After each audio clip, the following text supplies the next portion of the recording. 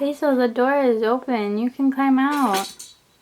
Basil, the door is open.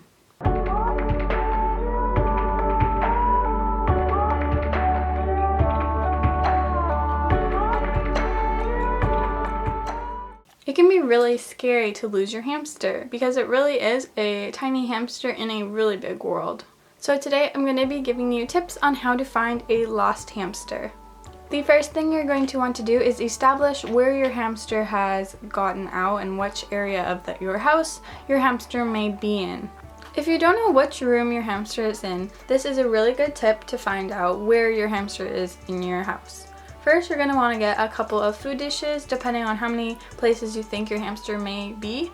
And you're going to fill those dishes with a certain number of pieces of food. Try to select bigger pieces of food so you know like how many is in exactly each dish. Then you're going to set those around the areas that you think your hamster might be. And check back every couple hours or wait a couple days and see which dish has the a less amount of food. So if there's no food in one dish, that means your hamster is in that certain area. So then I would suggest closing off any doors and places so that hamster is confined to that room and start a search party in that room.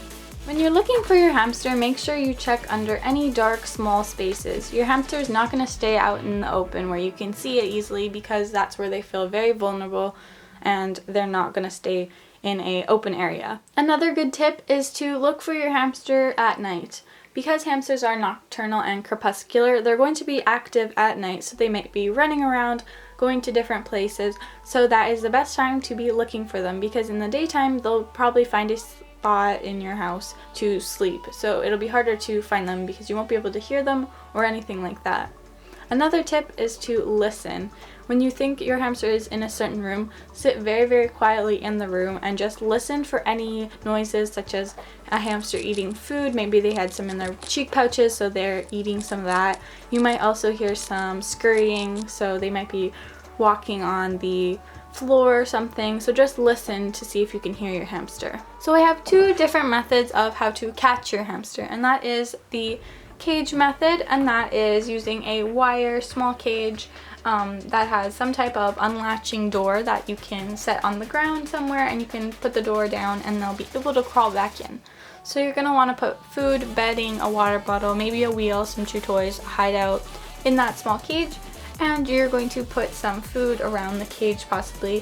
You can take a thin layer of peanut butter and put it on the rungs of the door so that it smells, and your hamster will climb up the doorway and go into the cage, and they'll most likely stay the night in the cage because it is a safe, comfy place. The next method is the bucket trap method, and that is where you take a large bucket, something that they wouldn't be able to crawl back out of, and you take some books or really anything that you can to make steps, and you make steps leading up to the bucket. You can put a blanket in the bucket and put some food leading up the steps, and hopefully your hamster will climb up them and then fall into the bucket and then not be able to come back out.